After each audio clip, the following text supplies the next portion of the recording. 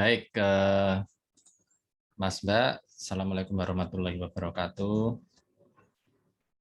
Alhamdulillah kita ketemu lagi. Ya, saya tahu ini adalah hari libur UMS itu tanggal hari ini tuh libur sebenarnya. Walaupun secara nasional itu hari libur Selasa ini tuh digeser menjadi Rabu. Jadi kalau yang selain UMS itu hari ini masih masuk, besok libur. Kita hari ini libur tapi besok masuk. Tapi kemarin saya sudah menawarkan apakah kalian memilih hari Senin atau hari Selasa, dan kalian memilih hari Selasa, ya wes rapopo gitu ya. Saya juga oke, kalian juga oke. Jadi nggak apa-apa ya, mohon maklumnya ini walaupun hari libur kita kuliah. Oke, Mas Mbak, semoga sehat semua. Sehat toh, Mbak Alia, Mbak Nadia, Mas Imam? Alhamdulillah sehat. Sehat ya, semangat ya. Ini ini situasinya sudah baik, gitu, tapi kita tetap harus saling tetap menjaga kesehatan diri kita sendiri maupun keluarga dan kawan-kawan. Oke, baik, kita mulai bersama-sama dengan membaca basmalah. Bismillahirrahmanirrahim. Semoga diskusi pada siang hari ini kita akan mendapatkan barokah ya, rahmat dan barokah. Baik, Mbak Alia, Mbak Nadia, Mas Imam, hari ini sebenarnya agendanya sederhana. Kita mau mencoba melihat agenda target yang kemarin sudah kita tetapkan gitu ya. Kalau di dalam ketentuan itu hari ini adalah kalian sudah harus membuat rencana eksperimental desain itu seperti apa. Nah, oleh karena itu seperti yang saya sarankan kemarin, untuk sistematik ideas-nya atau skematik desainnya itu, atau gagasan satu itu ya, gagasan skematiknya dan juga hasil observasi itu harus sudah mulai terstruktur. Nah, oleh karena itu saya mau langsung melihat bagaimana kalian melakukan menyelesaikan itu. Boleh disampaikan contoh-contohnya dulu saja, tidak harus semuanya. Misalnya untuk Mbak Nadia, satu rumah dulu boleh ditunjukkan modelnya, misalnya begitu. Dan itu sama halnya dengan Mbak Alia maupun Mas Bang. Mau siapa yang duluan? Ya, ini saya hendak melapor dulu, Pak. Oke, monggo pripun, Mbak. Kan kemarin saya udah nyari ada aplikasi untuk simulasinya itu, Pak. Oke. Kemudian saya udah buat itu, Pak, model 3D-nya di SketchUp. Kemudian setelah hendak memasukkan kan itu simulatornya berbasis web begitu, Pak. Nah, ternyata nggak bisa pakai SketchUp, bisanya pakai CAD, Pak. Nah, sedangkan saya nggak ada aplikasi CAD-nya itu, Pak. Jadi belum. Iya, itu harusnya dicek dulu ya sebelum bikin aplikasi. Soalnya sebelum bikin Nggak apa-apa. Jadi gini, gitu, Pak. saya mau lihat dulu yang SketchUp kayak apa. Boleh lihat dulu nggak?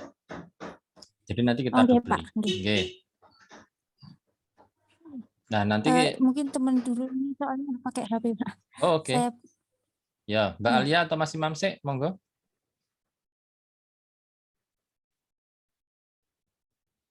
Mbak Alia. Mas Imam.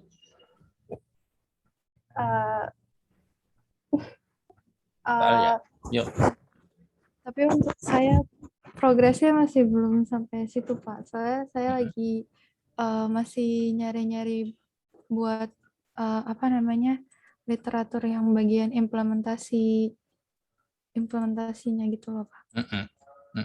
Coba sampai seberapa jauh progres? Saya share. Ya, monggo.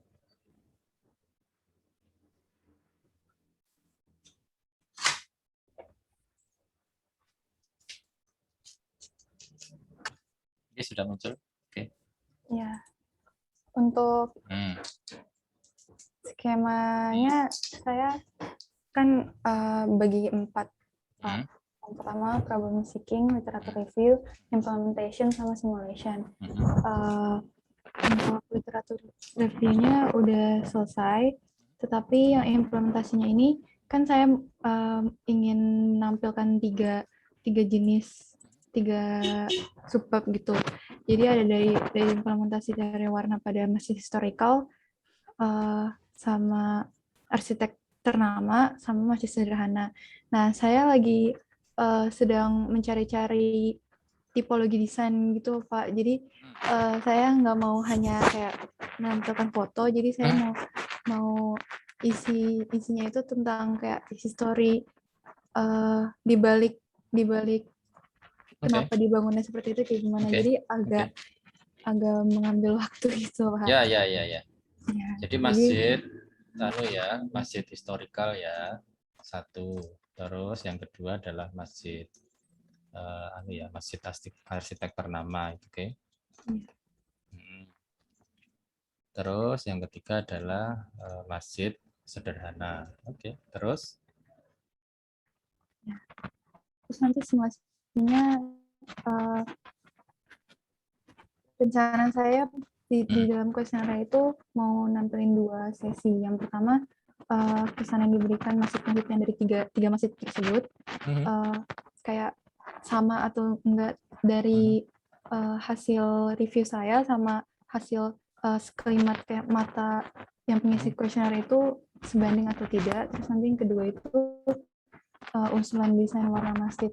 Misalnya kalau misalnya di yang bagian implementasi itu ada yang kurang cocok, coba saya kasih usulan beberapa desain masjid itu. Jadi simulasi ya. Ada yang mau disampaikan lain Mbak Alia sampai di sini? Sudah cukup. Oke, cukup. Mbak Alia, tolong dipercepat ya. Karena bagian yang ini saja itu nanti akan banyak yang harus dilakukan. Saya kira Mbak Alia tidak perlu sangat khawatir untuk mencari dulu literatur ya. Ini kita crash program ya, artinya kadang-kadang sebenarnya memang secara ideal kita akan melakukan penelitian itu atau problem seeking atau apapun itu mulai dari literatur itu ya. Salah satunya adalah referensi. Tetapi yang kedua adalah observasi kan gitu. Yang dua-dua ini lalu harus digabung. Nah, pada saat lalu referensi belum lengkap, banyak orang yang lalu dia tidak berani untuk masuk ke bagian observasi lebih detail ya, yang kaitannya dengan data collection itu. Tetapi kalau ini kalau kita menggunakan skenario seperti ini, nanti waktunya nggak akan cukup. Waktunya nggak akan cukup. Nah, sehingga seperti yang skenario kemarin saya, Mbak Alia harus sudah segera memutuskan masjid mana yang akan digunakan sebagai contoh untuk di bagian historical ini. Untuk yang arsitek ternama ini masjid mana, yang masjid sederhana itu masjid mana, begitu. Itu harus segera. Saya kira mari kita putuskan sekarang saja, Mbak Alia tinggal di mana? Sekarang udah di Solo, Pak. Oh, sekarang sudah ada di Solo. Iya. Oke, ya sekarang sudah ada di Solo kan. Masjid historical yang terpikir apa? Saya kepikiran kayak misalnya historical yang kayak misalnya masjid Cina gitu, masjid yang agak campur sama budaya Cina zaman dahulu gitu loh Pak. Kenapa itu? Ada nggak di Solo? Atau Mbak Alia mau cari di mana itu? Ingin cari di internet.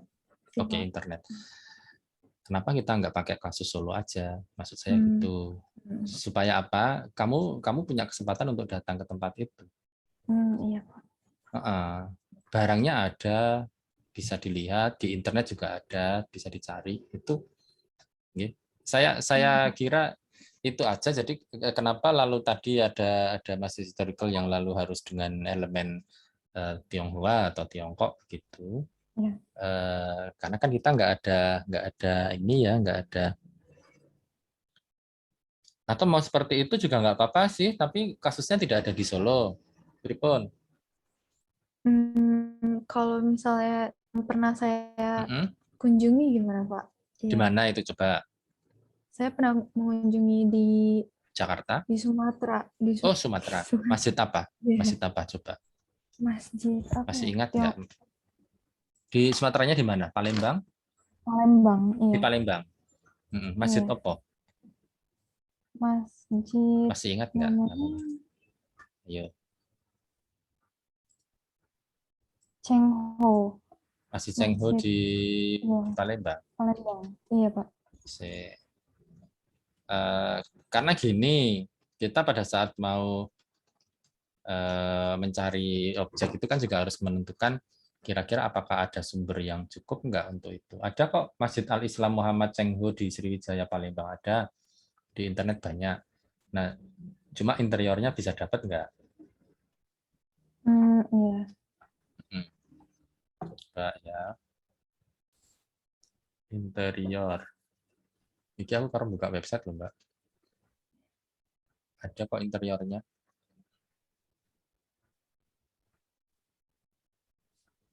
Atau mau yang di Semarang? Ada nggak masjid Iya, ada.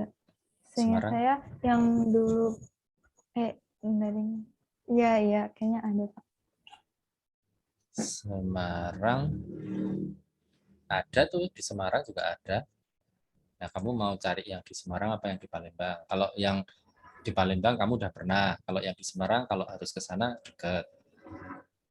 Monggo Iya aja. Pak. Yang mana? Boleh kita putuskan Mbak Alia yang mana? Kayaknya yang Palembang kali ya Pak yang Oke. pernah ke sana. Oke ya, Masjid Cengho Palembang ya. Satu Iya. Masjid Cengho Palembang. Yang satu lagi mungkin saya sarankan yang di Solo aja. Misalnya Masjid Al-Wusta atau Masjid Gede gitu ya. Iya. Masjid Al-Wusta itu di anu tuh loh, Pak Mangkunegaran. Tahu nggak? Iya. Iya. Tak tahu Iya ya. Pak. Nah, Iya. Masjid Al-Wusta ini Mbak Alia nggak payah. Tinggal kontak aja Bu Nur Rahmawati, dia udah punya penelitian tentang itu. Oh Datanya iya Pak. lengkap. Itu yang saya maksud. Atau mau pakai masjid yang ada di Laweyan. Itu ada Masjid Langgar Merdeka itu yang kecil itu. Ada satu atau dua di Laweyan itu masjid yang kuno itu ya. Iya. Nah, kamu segera aja ke situ. Coba kontak Pak Alfa untuk ada nggak data-datanya. Kalau nggak, datang aja langsung ke sana, difoto, diukur sekilas, terus dibuat simulasinya. Iya Pak. Itu. Nah, saiki masjid yang arsitek dirancang oleh arsitek terkenal siapa? Atau paling tidak yang dia dirancang dengan gaya kontemporer itu, maksudnya bukan harus arsitek sangat terkenal kan? Iya. Iya. Siapa yang terpikir? Yang di Solo ada nggak?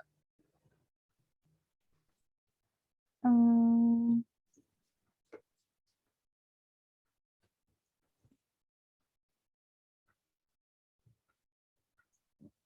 Ya. Kalau di Solo kurang tahu Kurang saya tahu, tahunya. oke.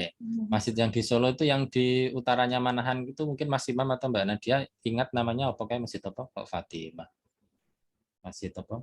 Aisyah. Siti Aisyah. Hah? Siti Aisyah Siti Aisyah ya? Masjid Siti Aisyah yang bentuknya kotak yang kotaknya, iya kotak Pak. itu. Nah, itu aja udah selesai, satu dapat ya. Oh iya Pak. Yang kedua mau pakai masjidnya UMS? Oh iya, benar Pak. Nah, yes, itu Bisa loh. Pak. Oh, berarti aja khawatir. Maksudnya kita pakai yang deket-deket aja ya. Jadi ICT Aisyah, oke. Terus masjid apa kayak Sudalmiyah itu ya, UMS. Iya Oke, Pak. dua udah. Nah, sekarang yang masih sederhana itu mau pakai yang mana? Nah, ini Yang masih di di kampungmu aja nggak apa-apa. iya, yang di daerah Mencau juga bisa. Yes, gitu aja ya. Iya Ambil Pak. dua, satu, dua itu nggak payah, mana saja silahkan yang ukurannya kira-kira cukup besar begitu. Nah, Iya kalau Pak. sudah segera Mbak Alia harus segera membuat ini ilustrasi untuk simulasi ini. Iya Pak. Karena kalau tidak membuat ini tidak di redraw, itu nanti Mbak Alia akan kesulitan untuk menerapkan warna. Tapi kalau udah di redraw, kamu kan bisa memodifikasi warna itu, misalnya kasih 5 alternatif gitu ya. Iya Pak. Tinggal tunjukkan aja kepada jamaah di sana misalnya. Iya Pak. Atau kalau bukan jamaah di sana ya misalnya siapa gitu ya. Tapi kalau menarik sih sebenarnya jamaah di sana. Jadi langsung. Iya Pak. Itu dulu gimana Mbak Alia? Iya Pak. Terima kasih banyak Pak atas masukannya Pak. Iya, itu kita harus cepat ini. Nah, ini saya minta nanti dalam waktu seminggu ke depan udah harus jadi. Iya Pak. Dari draw-nya itu ya, Masjid Al-Wusta, monggo kalau mau ketemu Bu Rahmawati, tapi kalau mau datang ke sana langsung boleh aja. Gitu. Iya Pak. Udah ada yang mau disampaikan? Cukup, Pak. Cukup ya, jadi no excuse loh ya. Ini saya ngoyak-oyak dalam artian kenapa? Karena kita berkejaran dengan deadline.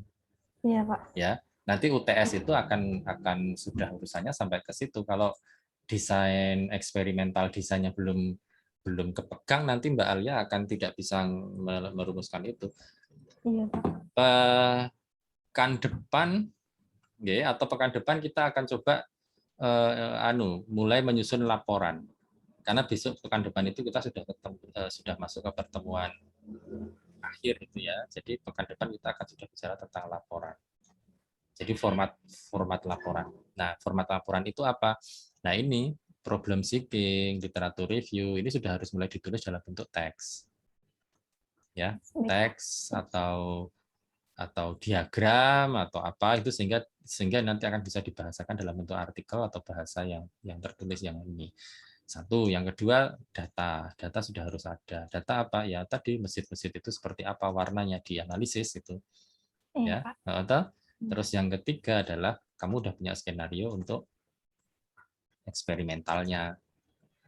Ya, kalau yang ini kan analisis terhadap kondisi existing. Nah, eksperimental ini kamu lalu bermain-main, kamu main-mainkan warnanya bagaimana kalau kita ganti ini itu segala macam.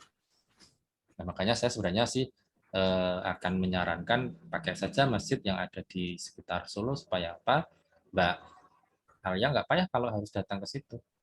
Iya, Pak. Oke ya, deal ya. Iya, Pak. Ya, pokoknya nanti tak drop. Kita setelah sesi yang terakhir ini nanti kita akan diskusikan tentang mekanisme laporan itu. Oke, baik. Cukup? Iya. Oke, baik. Terima kasih. Monggo, Mbak Nadia wis siap belum atau Mbak Imam Mas Imam dulu?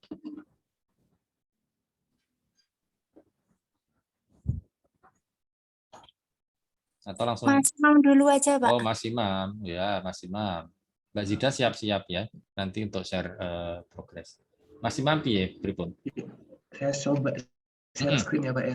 Silakan. Apa yang terjadi setelah kita diskusi kemarin itu? Apa yang kamu lakukan? Oke. Kemarin ini saya coba di zoom out.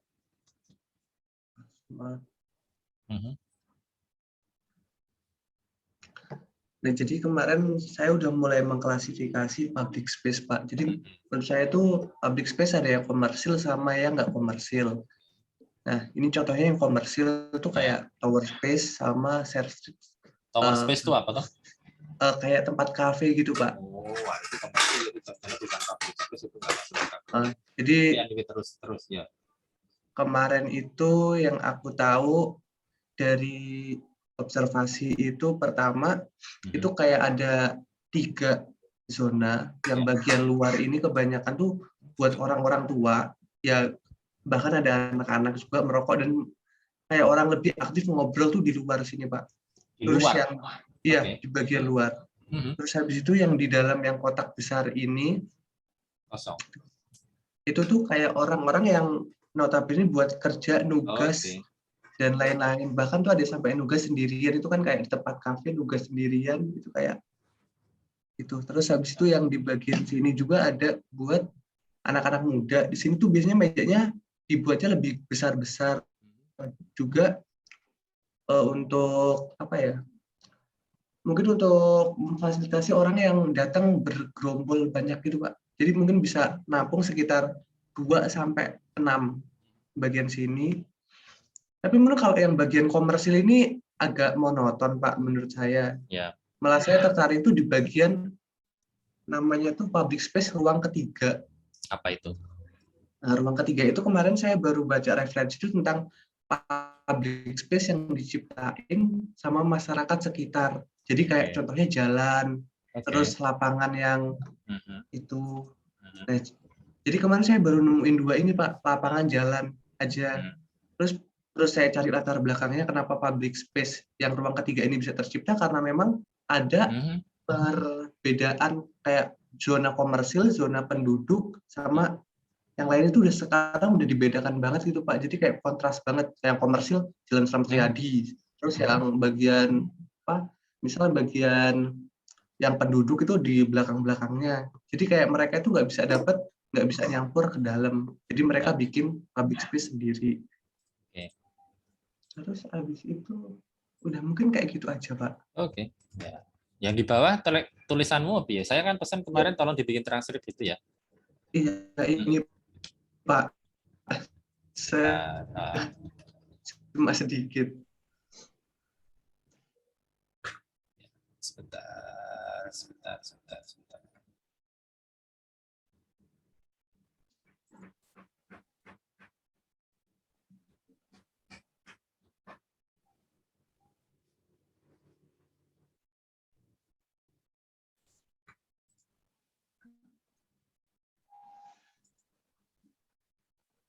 Masih mas, tak ke ilustrasi sih.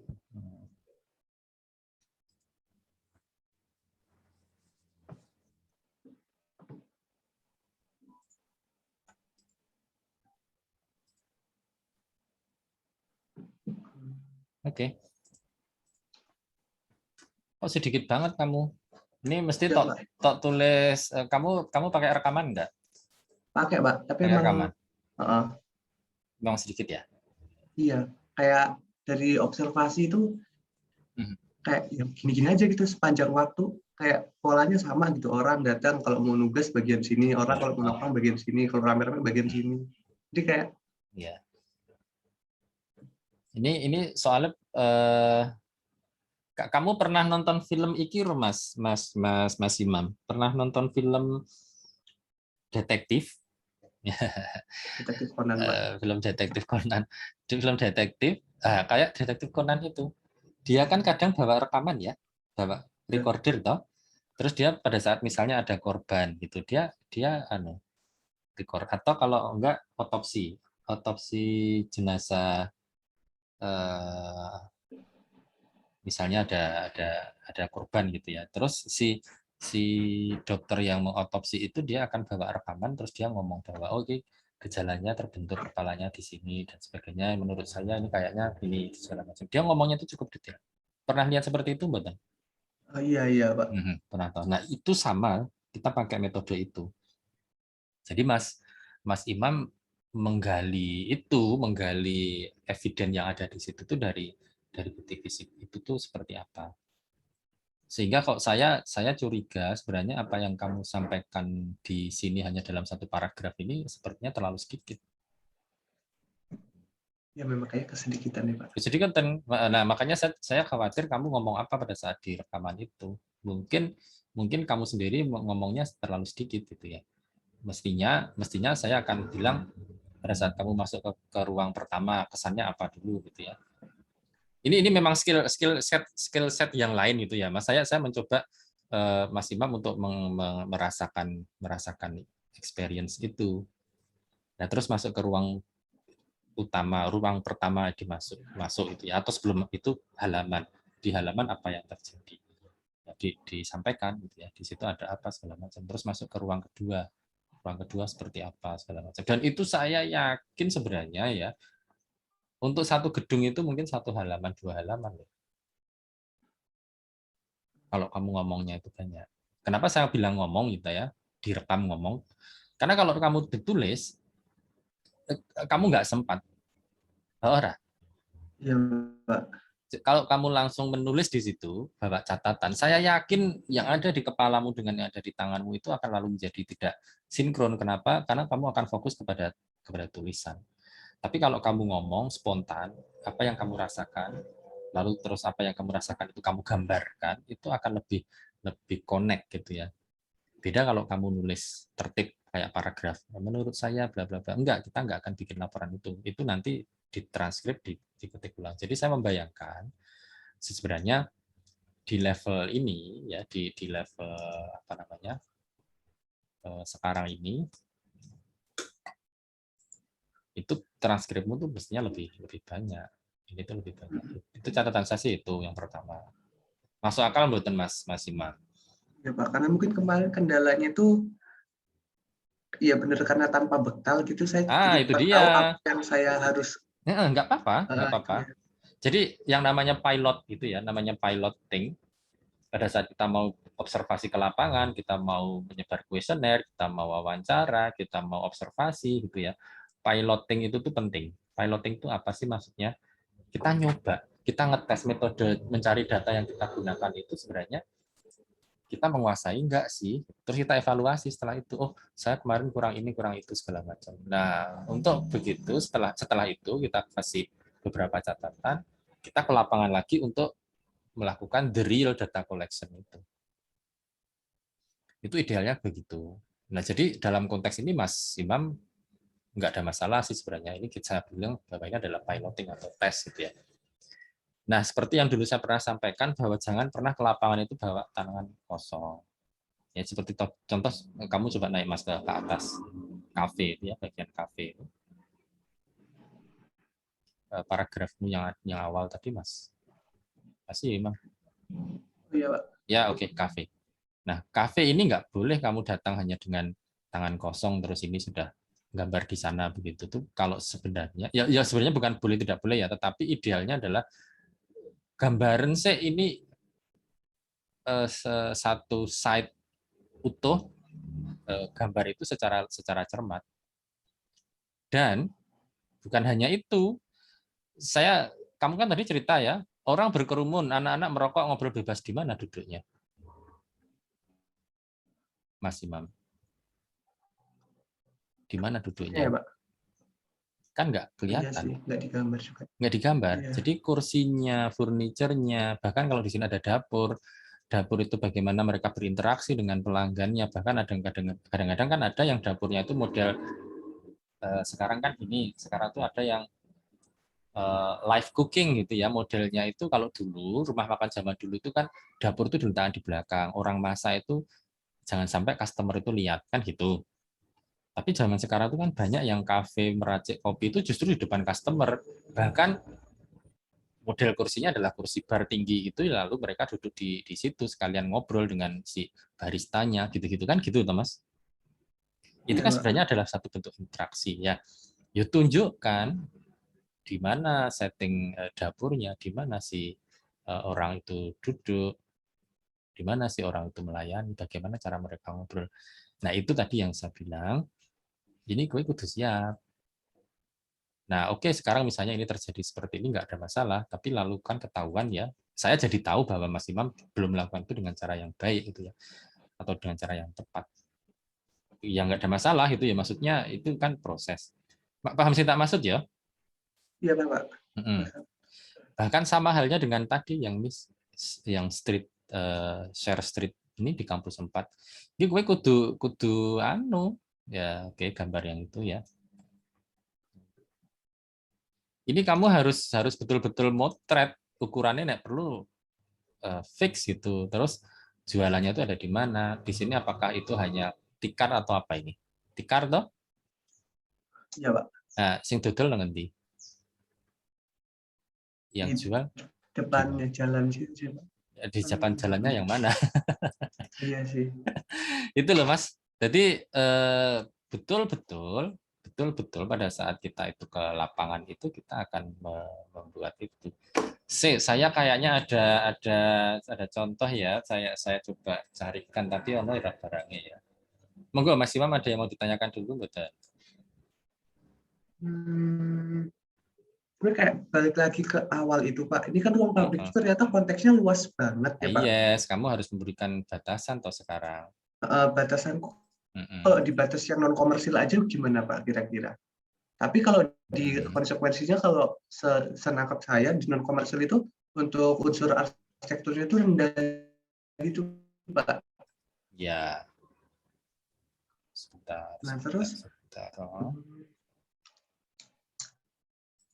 nggak ada masalah. Sebenarnya nggak ada masalah. Oke, saya tak lagi artikel di sini ya. Kebetulan kok ya file itu terinsert.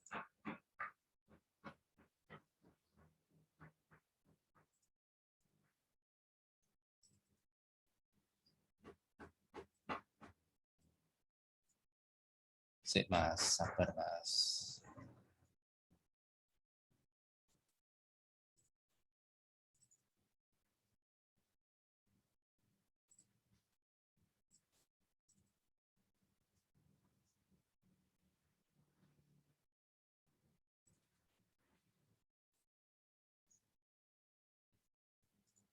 Nanti ya.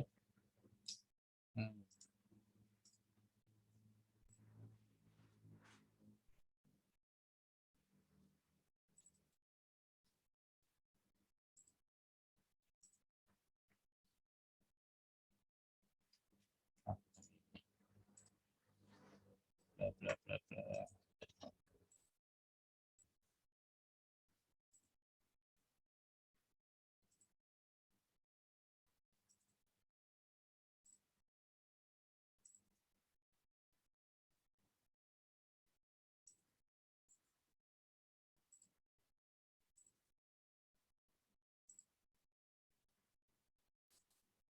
Tak tunjukin aja di sini ya sebentar.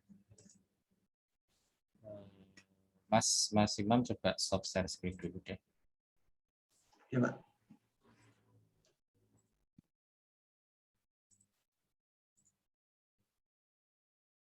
Ini adalah ini bisa dilihat di sana ya. Bisa, Pak. Nah, coba kamu pakai metode kombinasi antara tadi yang apa jenengannya?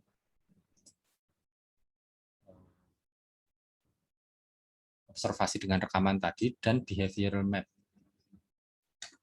Nah, di sini kan kamu bisa lihat nih, ya, apa yang terjadi dengan behavioral map itu. Kelihatan di sana. Interiornya semuanya ada kelihatan. Lalu kelihatan letak bagaimana dia titik-titik ini ya, apakah ini menunjukkan sirkulasinya gitu ya. Lalu bahkan di beberapa bagian, di beberapa contoh behavioral map yang lain, itu kita bisa menunjukkan orang-orangnya itu ada di mana letaknya. Jadi duduknya di mana itu digambarkan. Misalnya di sini berdiri gitu ya, ngobrol hadap-hadapan. Misalnya di sini ada bell stand gitu ya. Terus misalnya di sini ada bisnis area. Bisnis area itu orangnya duduk seperti apa? Ngumpulnya di mana? Itu digambarkan betul Mas apa yang ada di dalam apa yang kamu lihat di saat itu ya. Terus kamu tuangkan di dalam peta behavioral map seperti ini. Jadi akan kelihatan Pak orang-orang tuh ngumpul di pojok. Nanti bukti nih gambar ada gambarnya bahwa yang lalu di sini kosong, yang di sini kosong, yang di sini penuh orang jebul-jebulan. Gitu. Jadi selain foto ada mapnya, ada map, ya ini sketsa dan sebagainya tadi. Terus tambahi rekaman observasi itu. Nah itu nanti akan lalu menjadi evident ini. Nah coba kamu belajar tentang behavioral map ini, Mas. Ada yang namanya place center map. Pernah mendengar itu belum, Mas Imam? Belum, Pak. Belum ya. Coba kowe maca iki ya. Golek informasi tentang ini. Ada place center map. Ini terjadi pada saat kita itu melihat evidence tanpa ada orangnya. Jadi kita melihat misalnya kayak pertunjukan di alun-alun, lalu ada malam hari itu ada pertunjukan konser musik. Nah, kita melihat apa yang terjadi dari behavior atau perilaku dari pengunjung musik itu, penonton musik itu dari apa yang ditinggalkan mereka, dari bekas-bekas sampahnya, dari bagaimana mereka mengatur tempat duduknya, itu betul-betul dari evidence yang ditinggalkan, lalu kita fokus pada place-nya saja. Tapi pada saat yang lain kita bisa juga fokus kepada person center map. Person center map ini ya kita betul-betul mengikuti orang itu. Jadi kalau lalu orang ini jalan gitu, kita lihat orang ini berpindah dari mana ke mana, melalui mana. Lalu berdiri di sisi mana, lalu dia pindah lagi ke mana. Ya, lalu dia kemana lagi, keluar, dan sebagainya. Jadi kita betul-betul mengamati itu, lalu kita petakan di dalam gambar. Nah, kalau Mas Imam bicara tentang interaksi, ya lalu interaksi itu terjadi seperti apa? Nanti pada saat kamu gambarkan seperti ini mungkin akan lalu muncul feelingmu atau fakta bahwa orang-orang itu berkumpul dengan cara seperti ini. Orang-orang berkumpul di ruangan seperti itu. Begitu. Nah, saya kira itu dulu Mas Imam. Monggo dicari ini ya. behavioral map ya. Ini saya terus terang rada zigzag. Artinya mungkin dari pertemuan yang kemarin tidak muncul, sekarang menjadi lalu ada muncul seperti ini karena Mas Imam masih juga bingung. Saya rada bingung ngarahke gitu ya. Saya tak kunci wae, coba kowe nganggo metode ini ya. Oke, Pak. Oke. Nah, lalu kalau tadi kamu bilang bahwa Pak saya tak mengambil ini aja deh yang non apa namanya? Non komersial ya. Itu lagi-lagi bicara tentang definisi, Mas. Nggak ada masalah kamu mau pakai yang non komersial itu ya. Saya kan kemarin udah pernah bilang juga bahwa Mas Imam, tolong mungkin malah kamu perlu fokus aja. Cari tipologi ruang-ruang itu yang mirip. Sehingga sebenarnya tidak harus selalu mirip begitu ya. Kita bisa mengambil tipologi yang berbeda.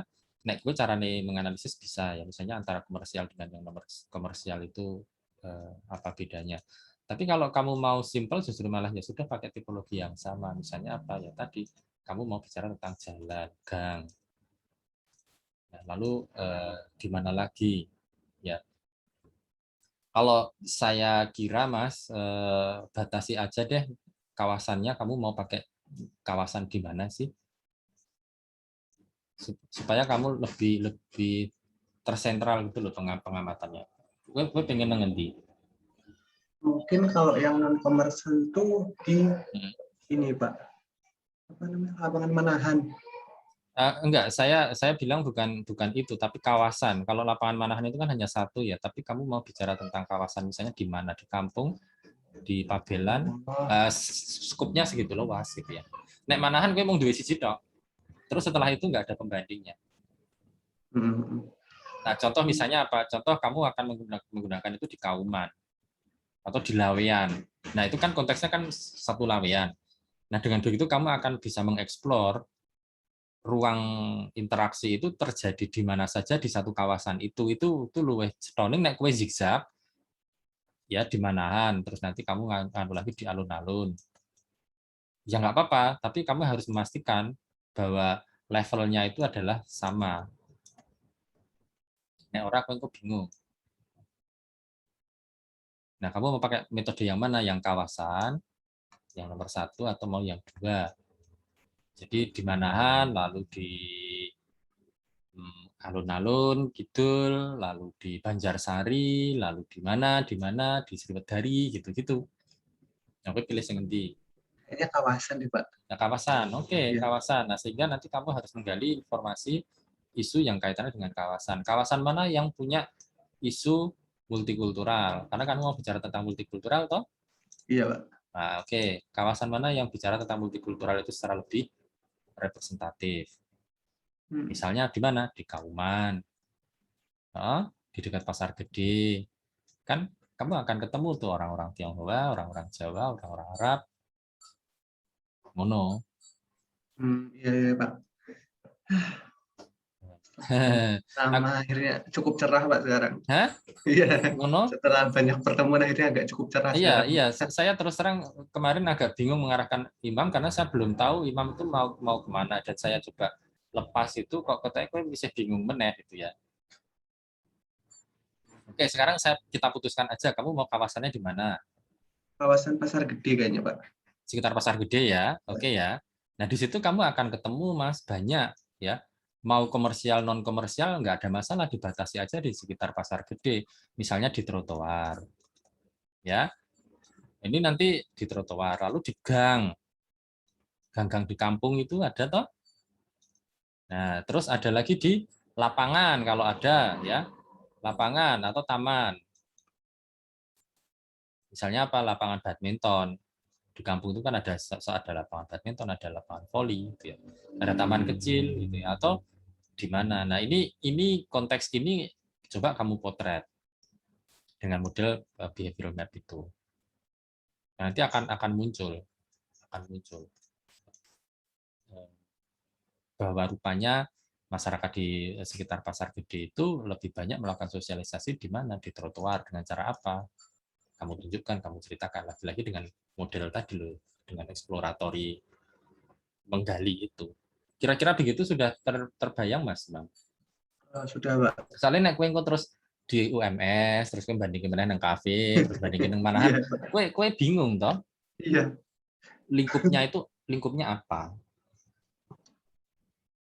Iya benar. Oke. Deal? Deal. Deal ya, pasar gede nggih, pasar gede. Nah, kowe kudu golek isu yang terkait dengan pasar gede sekarang. Multikultural itu banyak saya kira. Seperti kasus yang kemarin saya ceritakan, mulai dari konflik itu aja udah bisa itu kamu jadikan, atau paling tidak representasi dari kelompok-kelompok suku, bangsa atau etnis atau apa di sana kan ada cukup banyak. Mungkin lalu kamu bisa tunjukkan dikaitkan dengan ini loh. Misalnya di sini ada rumahnya orang Jawa, di sini rumahnya Tionghoa, mereka melakukan interaksi di mana? Terjadi nggak interaksi itu di ruang publik? Nah, gitu-gitu.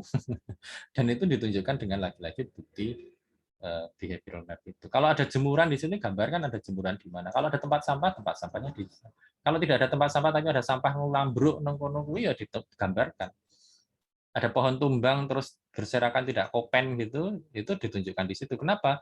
Karena kalau kita bicara tentang tadi yang behavioral map yang place center map, pada saat kita melihat ada ruang terbuka di sini kok tidak terpelihara, tidak rapi, itu ada tanda apa di situ? Indikasinya apa? Bahwa ruang ini tidak terpakai, tidak ada interaksi antara orang Tionghoa dengan orang Jawa di situ. Tapi kalau ruang ini tertata rapi, lalu ditoto ada taman-tamannya diatur, walaupun ini ruang publik, oh berarti ada kegiatan di situ, ada interaksi terjadi di sana. Gitu kira-kira Mas Imam. Ada yang mau ditanyakan lagi? Kayaknya cukup Pak, udah cukup ya. Nah, kalau begitu nanti segera saya akan minta kamu coba hunting ke kawasan di Pasar Gede. Ini masih melihat layar saya ya. Tak dudui caranya ngene iki, Mas. Google Map. Ya, masuk Pasar Gede. Surakarta.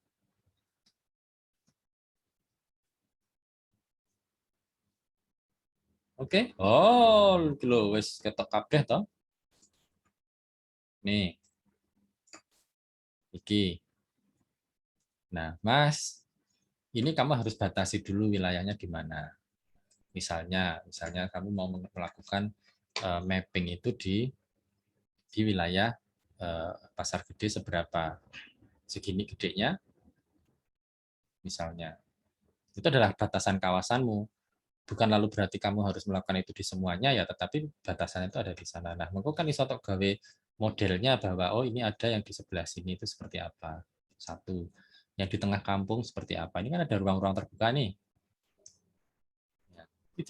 Ditelusuri ini. Ini ditelusuri. Yang di gang-gang, yang gang kecil, yang gang besar, yang gang kecil seperti apa. Di trotoar dan sebagainya. Nah, sehingga untuk memudahkan dirimu melakukan observasi, ini dipotret, digambar ulang. Nah, itu yang saya minta sebenarnya dalam konteks kemarin itu gambar ulang ini setting lokasi ini.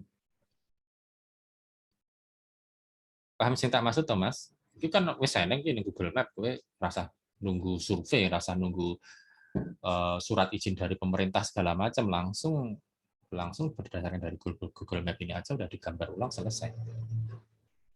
Kan nggak susah, kamu mau pakai Corel boleh, pakai AutoCAD silakan. Nah, kalau sudah nanti kamu akan melakukan detailing dari setiap poin itu, misalnya kamu script dulu, observasi itu identifikasi dulu ruang yang kamu sebagai identifikasi sebagai ruang publik itu ada di mana. Ya. Oh, ada di sini Pak. Yang taman itu ada di 3 titik atau 5 titik. Yang gang itu terjadi di semua bagian. Yang trotoar itu terjadi di jalan besar ini terutama. Yang di pinggir sungai ada enggak misalnya, dan ini dan segala macam. Nanti kamu tandain dulu. Nek wis rampung, kamu sekarang sampling bahwa untuk yang ruang terbuka saya mau coba 1 dan 2. Untuk yang trotoar saya akan coba yang di depan pasar dan yang di depan bank 3, 4. Yang di gang saya akan coba yang di 5 dan 6. dan seterusnya.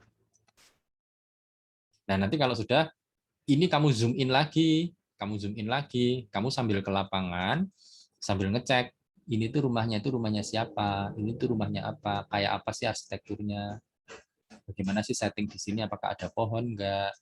Nah, ini nanti di capture gitu. Jadi ini diambil, zoom in, kamu gambar detailnya, kamu ke lapangan, kamu kasih tanda nanti. Orang-orang itu naruh jemuran itu ada di sini. Oh, mereka ngobrol di sini. Dulang anak itu di situ.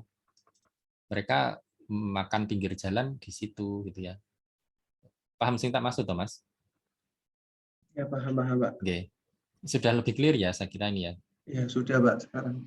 Sudah sangat teknikal, saya kira ini tinggal ngelakoni. Nah, Iya, lagi-lagi Pak. kamu akan saya minta untuk bekerja 2 kali lipat. Kenapa? Karena kamu mengambil dua mata kuliah ya, SP dan Stupa. Walaupun Stupa kan kamu bilang bahwa saya nggak ngambil itu, Pak. Tapi it's okay, kamu gunakan aja waktu itu untuk mengejar. Saya kira masih bisa kita kejar kok, asal kamu mengikuti skenario yang saya susun ini. Ya, saya ulangi ya. 1, kamu cari isu yang ada di pasar gede secara umum yang berkaitan dengan multikultural. Oke. Nah, itu dapat itu di internet banyak, itu di referensi jurnal itu ada. Yang kedua, gambar itu map-nya ini digambar ulang. Oke. Lalu petakan ruang publik itu ada di mana menurut definisi yang kamu baca itu. Oke. Ya, identifikasinya itu. Yang ketiga adalah kamu zoom in, kamu pilih sampel ruang terbuka itu mana saja, ruang publik itu mau mana saja, lalu buat gambaran detailnya. Oke. Nah, kalau sudah 4, kamu melakukan observasi. Ya, observasi dengan cara apa? Dengan cara behavioral map, lalu juga dengan rekaman gitu ya.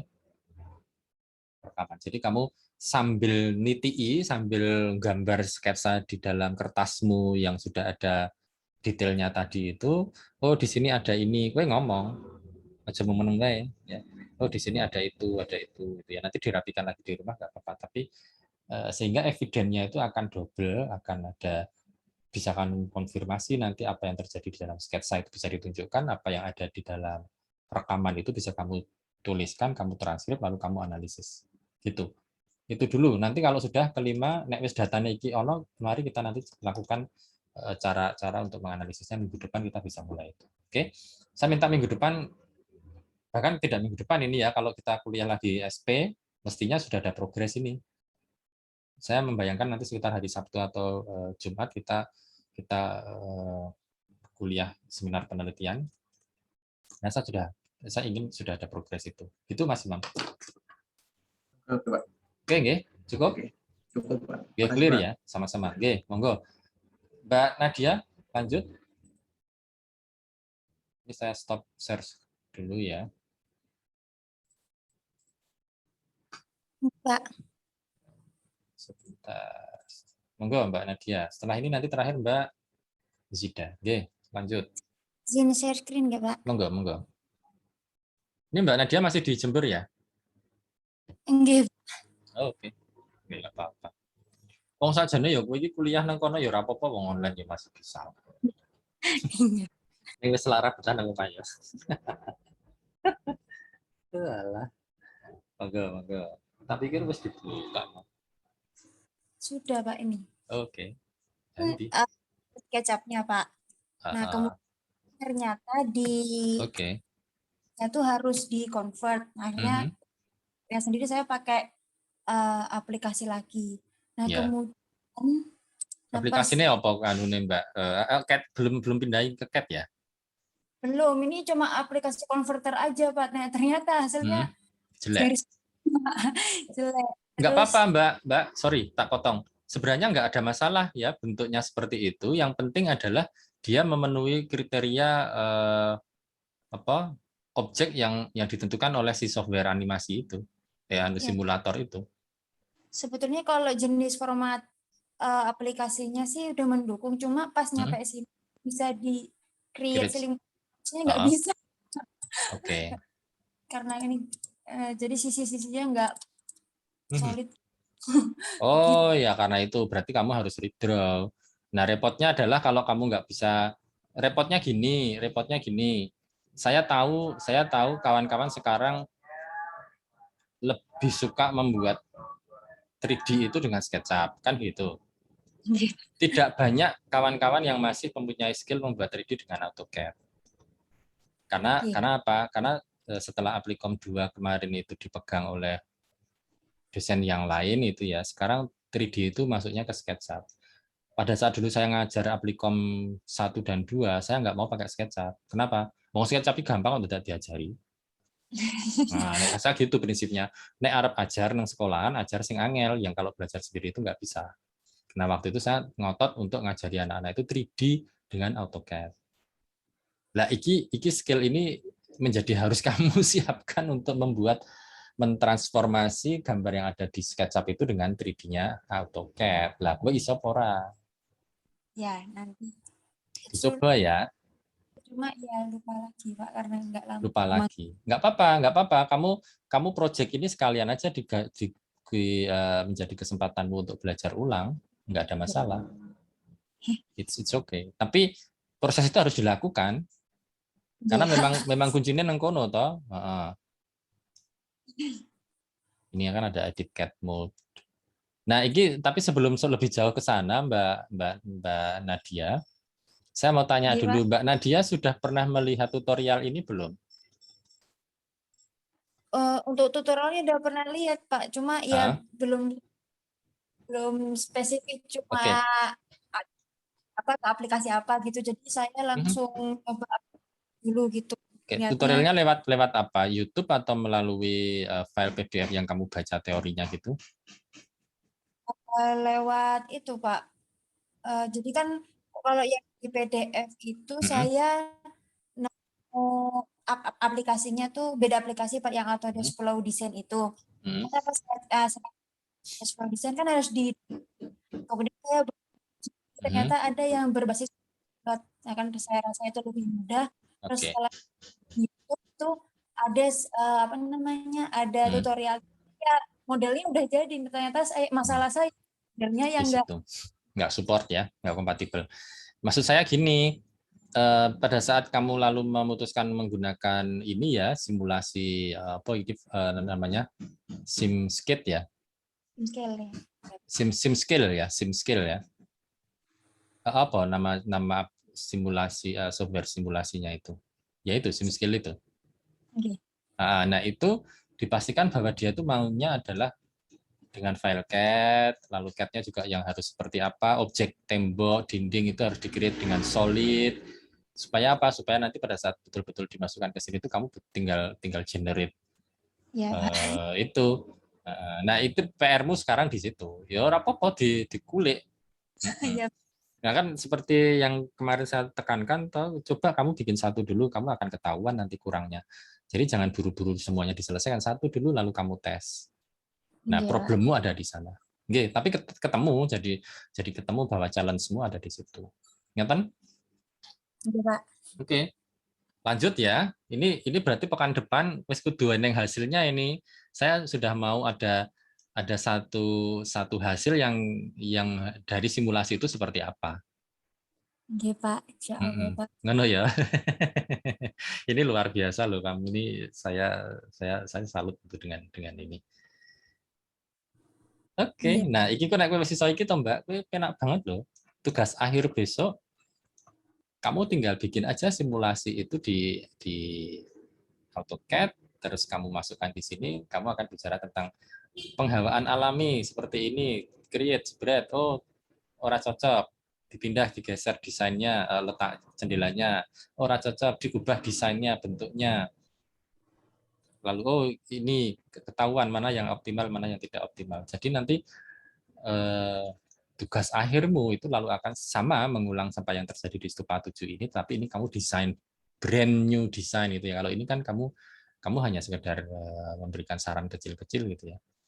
Dan itu sudah dilakukan oleh salah satu mahasiswa tugas akhir. Kemarin saya menguji, namanya itu Mas Unggul, nah, bimbingannya Pak Yoyon gitu ya.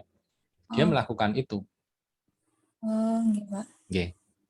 Nah, saya menduga mengarahkan nanti tugas akhir berikutnya itu tidak hanya sekedar bicara tentang desain yang nice looking, yang hanya yang bagus dilihat ininya saja itu ya, bentuknya, tapi performance dari sisi performance kinerja bangunan itu juga bisa dipertanggungjawabkan gitu. Karena kan ada kawan-kawan yang punya skill desain yang sangat istimewa ya, estetikanya bagus, tapi ada juga kawan-kawan yang dia itu tidak punya skill itu yang bagus, tetapi punya skill yang kaitannya dengan simulasi ini, pemahaman tentang fisika bangunan.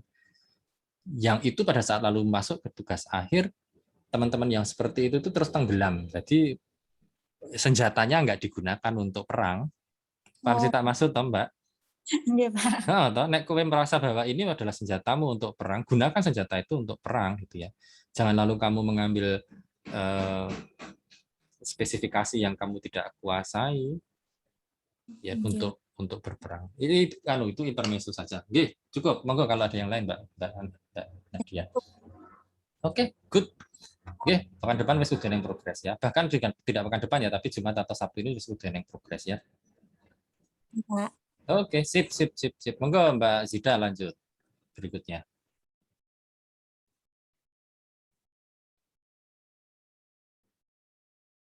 Halo Mbak Zida. Enggak ada kabar. Oke Mbak Zida. Oke Mbak Zida, kalau tidak ada laporan, boleh dong progres nanti di drop di WhatsApp grup aja. Nanti saya coba cek seperti apa. Terakhir Mbak Alia, Mas Imam, Mbak Nadia, mau ada yang disampaikan lagi, ditanyakan lagi?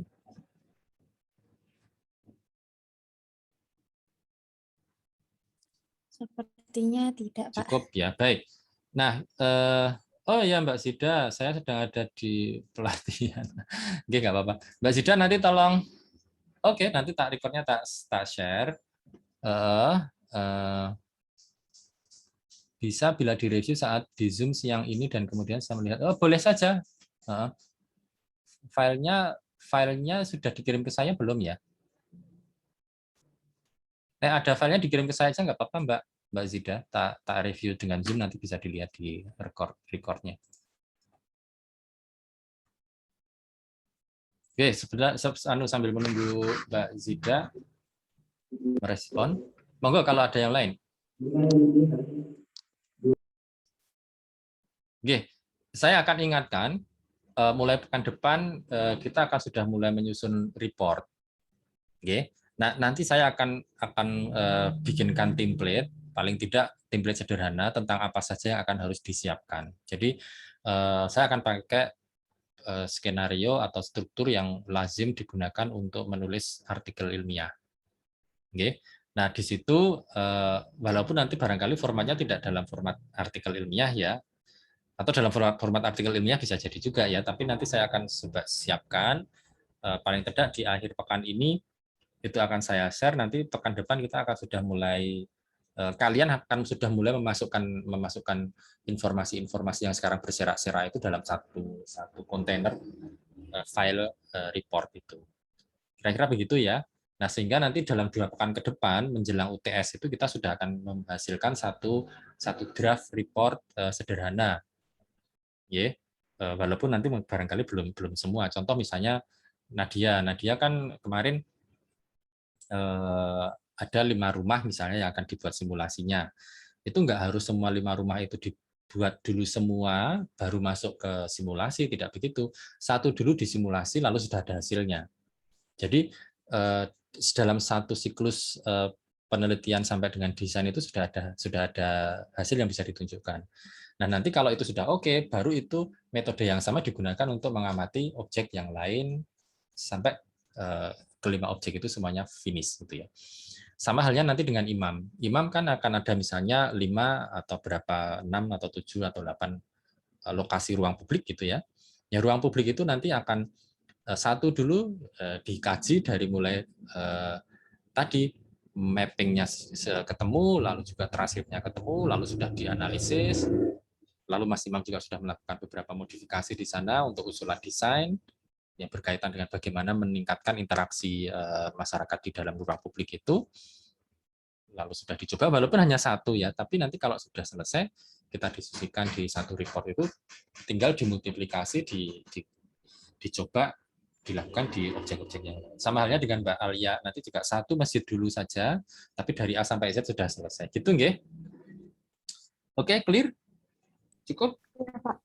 Monggo, Mbak Alia ada mau komen? Cukup. Sudah cukup, Pak. Oke, matur nuwun Mas Mbak. Nggih, ini Mbak Zidanya belum respon. Nggih, nanti coba anu saja Mbak Zida, tak tunggu di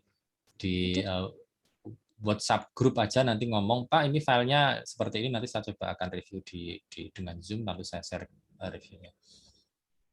Ngaten nggih, Mas Mbak. Baik, kita akhiri bersama-sama pertemuan siang hari ini dengan membaca hamdalah. Alhamdulillahirabbil alamin. Wabillahi taufiq wal hidayah. Assalamualaikum warahmatullahi wabarakatuh. Waalaikumsalam warahmatullahi wabarakatuh. Makasih banyak, Pak.